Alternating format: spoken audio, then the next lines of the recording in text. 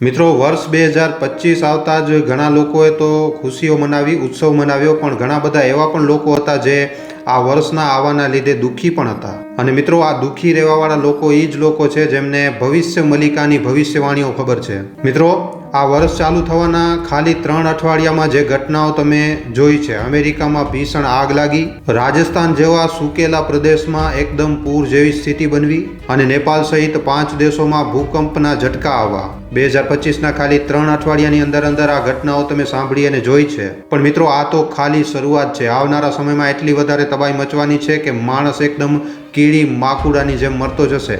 એક સૌથી મોટી ભવિષ્યવાણી મિત્રો, શું તમને ખબર છે કે વર્ષ 2025ના અંત સુધી આ પૃથ્વી ઉપર માણસ જીવન પૂરી રીતે નષ્ટ થઈ જશે? કારણ કે ઘણા બધા ભવિષ્ય વક્તાઓ દ્વારા કહેવામાં એમ આવી રહ્યું છે કે આ એ જ વર્ષ છે જ્યારે ભગવાન કલ્કી માણસોને દર્શન આપશે. આજથી 500 વર્ષ પહેલા સંત અચ્યુતાનંદ દાસે પોતાની ભવિષ્ય જોવાની શક્તિથી એક પુસ્તકની રચના કરી, એક ગ્રંથ લખ્યું જેનું નામ છે ભવિષ્ય મલિકા.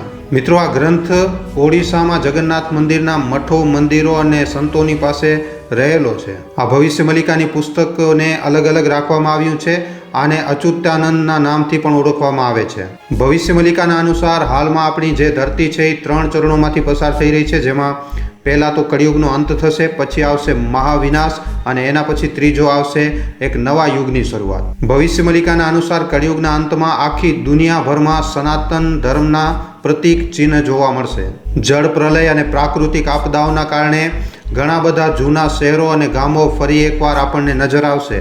ભવિષ્ય મલિકાના અનુસાર મિત્રો, કેદારનાથ, બદ્રીનાથ, ગંગોત્રી, યમુનોત્રીથી ભગવાનના ચાલ્યા જવાનું અને આ શહેરોના લુપ્ત થઈ જવાનું પણ સંકેત આપવામાં આવ્યું છે. આ તીર્થ સ્થળોના ગાયબ થઈ જવાના, લુપ્ત થઈ જવાની ભવિષ્યવાણીને મહાવિનાશના સંકેત તરીકે જોવામાં આવે છે. આ તીર્થ સ્થળોના લુપ્ત થઈ જવાના લીધે કળિયુગનો અંત થઈ જશે. અધર્મના વધવાના લીધે અને પ્રાકૃતિક આપદાઓના લીધે ઘણા બધા દેવસ્થાનો લુપ્ત થઈ જશે. આનું સૌથી મોટું કારણ ધરતીનું તાપમાન વધવું, પ્રાકૃતિક બદલાવ અને અધર્મનો રાજ હશે. અને જ્યારે આવી સ્થિતિ ઉત્પન્ન થશે ત્યારે મહાવિનાશ અને યુદ્ધની શરૂઆત થશે. ભવિષ્ય મલિકાના અનુસાર જોઈએ તો ચોથો મહાયુદ્ધ ધર્મ અને અધર્મની વચ્ચે થશે. કળિયુગના અંતમાં જે પણ લોકોએ મહાભારતના યુદ્ધમાં ભાગ લીધો હતો એ બધા લોકો ફરી એકવાર આ યુદ્ધમાં પણ ભાગ લેશે. અને મિત્રો, આ જે ચોથો મહાયુદ્ધ ચાલુ થશે એ લાવશે મહાવિનાશ. મહાવિનાશથી પહેલા શિવજી દ્વારા સ્થાપિત કરવામાં આવેલા આ ધરતી ઉપર અમુક બદલાવો જોવા મળશે, જેમાં મિત્રો આપણી સામે પ્રાચીન યુગના ચિહ્ન અથવા તો સતયુગના અમુક એવા ચિહ્નો આપણી સામે આવશે. અને મંદિર અને ધર્મ સ્થળો જે ખૂબ જ વધારે પ્રાચીન છે એમાંથી ઘણા બધા લુપ્ત થઈ જશે. જણાવવામાં આવ્યું છે કે મહાભારતના યુદ્ધના એ બધા જ યોદ્ધાઓ ફરી એકવાર યુદ્ધ લડવા માટે આવશે. અને એમની જે આ ચોથો મહાયુદ્ધ લડવાની જે ઈચ્છા છે એ કળિયુગના અંતમાં પૂરી થશે જ્યારે ભગવાન કલ્કીનો જન્મ થશે. મિત્રો, બલરામજીને જગન્નાથપુરીમાં બલભદ્રના નામથી ઓળખવામાં આવે છે.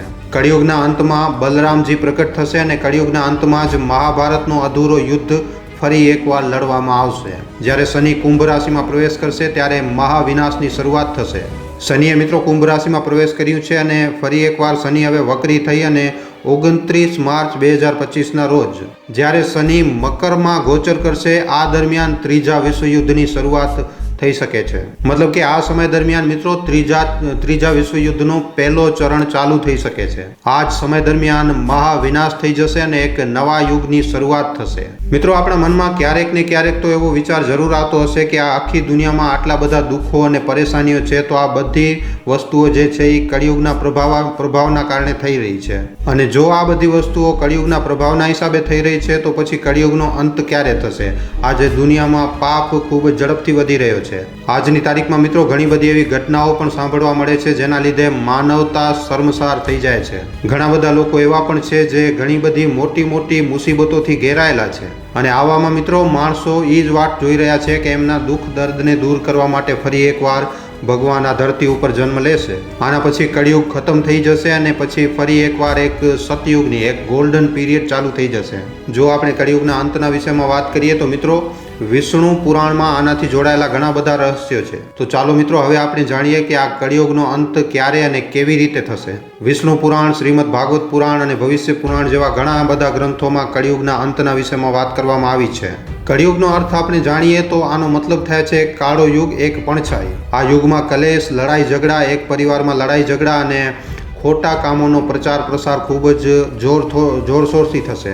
આ યુગમાં સાચી વસ્તુ પણ ખોટી રીતે જોવામાં આવશે. લોકો વગર કોઈ કારણના એકબીજાની સાથે નફરત કરશે. જણાવી દઈએ કે કળિયુગ જે છે એ દ્વાપર યુગ પછી શરૂ થયો હતો, જેમાં પુરાણોમાં આને એક પાપી યુગ માનવામાં આવ્યું છે. મહાભારત પછી ઘણી બધી એવી ઘટનાઓ થઈ જેના લીધે કળિયુગનો આગમન વધતો ગયો. ભગવાન શ્રી કૃષ્ણનો માનવ શરીરને છોડીને વૈકુંઠ જવું, પાંડવોનું સ્વર્ગ જવું અને યદુવંશી કુળનું નાશ થવું, આ બધી ઘટનાઓ પછી 3100 વર્ષ પૂર્વ કળિયુગની શરૂઆત થઈ હતી. પુરાણોમાં જણાવવામાં આવ્યું છે કે જ્યારે કળિયુગ પોતાની ચરમ સીમા ઉપર હશે ત્યારે ધરતી ઉપર માણસ જીવન ખૂબ જ વધારે મોટા ખતરામાં હશે. માણસની જે ઉંમર છે આજની તારીખમાં આપણે જોઈએ તો માણસ 70-80 વર્ષ સુધી પહોંચી જાય છે, પણ ઘોર કળિયુગમાં માણસની ઉંમર ખાલી 20 વર્ષની રહેશે. મતલબ કે જે ઉંમરમાં મનુષ્ય પોતાની યુવાનીમાં આવે છે એ ઉંમરમાં હવે માણસ વૃદ્ધ થઈને મરી પણ જશે. જે ઉંમરમાં 13-14 વર્ષની 15 વર્ષની જે ઉંમર હશે જેમાં હમણાં મનુષ્ય બાલ્ય અવસ્થામાં આવે છે એ એનો ઘટપણ હશે. એકદમ નાની અને સાધારણ બીમારીઓના લીધે મનુષ્ય મરવા લાગશે. મનુષ્ય એટલો વધારે કમજોર પડી જશે કે એક સાધારણ બીમારી પણ એનો જીવ લઈ લેશે. 5 થી 7 વર્ષની નાની છોકરીઓ માં બનવા લાગશે. સ્ત્રી પોતાની બાલ્ય અવસ્થાને ખોઈ નાખશે.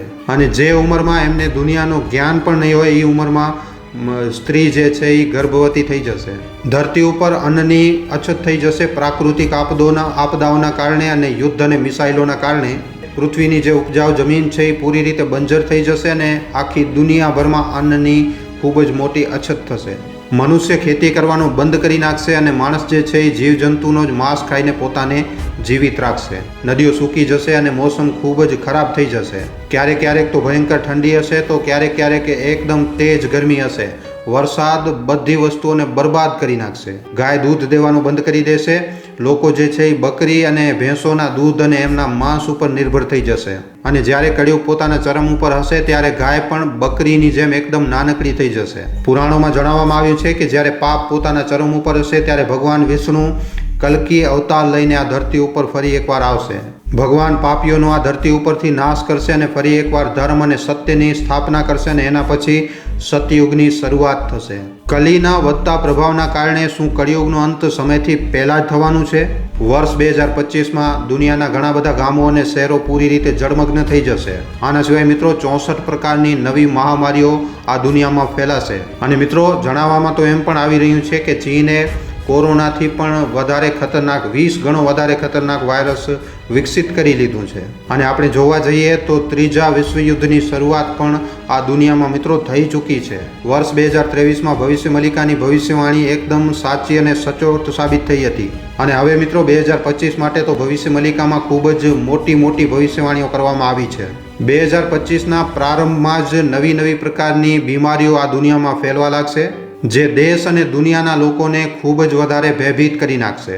વર્ષ 2025થી આ ફેલવાનો ચાલુ કરી દેશે અને એના પછી આગળ ચાલતા ધીરે આ ખૂબ જ વિકરાળ અને ભયંકર બની જશે. હમણાં થોડાક સમય પહેલાં જેમ કે તમને જણાવ્યું મિત્રો, ચાઇનામાં એક વાયરસની ખબર પડી છે જે કોરોનાથી પણ 20 ગણો વધારે ખતરનાક છે. વૈજ્ઞાનિકોનું એમ પણ માનવું છે મિત્રો કે જો આ વાયરસ ફેલાય છે તો આખી દુનિયાભરમાં 10 કરોડ જેટલા લોકો જે છે એ એકદમ કાળના ગાળમાં સમાઈ જશે. અને આ જે બીમારી છે એને વૈજ્ઞાનિકોએ HMPV નામ આપ્યું છે. મિત્રો કોરોના જે આના કરતાં 20 ગણો નબળો હતો એને રોકવા માટે અને એની વેક્સિન બનાવવા માટે વૈજ્ઞાનિકોને આટલા વર્ષો લાગ્યા. તો મિત્રો તમે એકદમ સરળતાથી સમજી શકો છો કે જો કોઈ કોરોનાથી 20 ગણું વધારે ખતરનાક કોઈ વાયરસ આવશે તો આની વેક્સિન બનવામાં કેટલો વધારે ટાઈમ લાગી શકે છે અને આ વાયરસ દુનિયાની સ્થિતિને કેવી રીતે ખૂબ જ મોટા પાયે બગાડી શકે છે. અને મિત્રો આવી રીતના જ લગભગ 64 નવા પ્રકારના વાયરસ આપણે વર્ષ 2025ની શરૂઆતમાં જોઈ શકીએ છીએ. ભવિષ્ય મલિકામાં જણાવવામાં આવ્યું છે કે 64 પ્રકારની મહામારીઓમાં ઘણી બધી જડીબુટ્ટીઓનો વપરાશ કરવામાં આવતો હતો અને જ્યારે આ જડીબુટ્ટીઓને સળગાવવામાં આવતું હતું અને એમનો ધુમાડો જ્યારે વાતાવરણમાં ફેલાતો હતો તો ઘણા બધા વાયરસ, કીટાણુ, જીવાણુ એકદમ આના લીધે સમાપ્ત થઈ જતા હતા. મિત્રો, આપણે જોઈએ તો પહેલાં પણ મોટી મોટી મહામારીઓના કારણે ઘણા કરોડો લોકોના જીવ ગયા છે. તો એક પ્રશ્ન એ છે કે માણસ આને બનાવે જ શું કામ છે?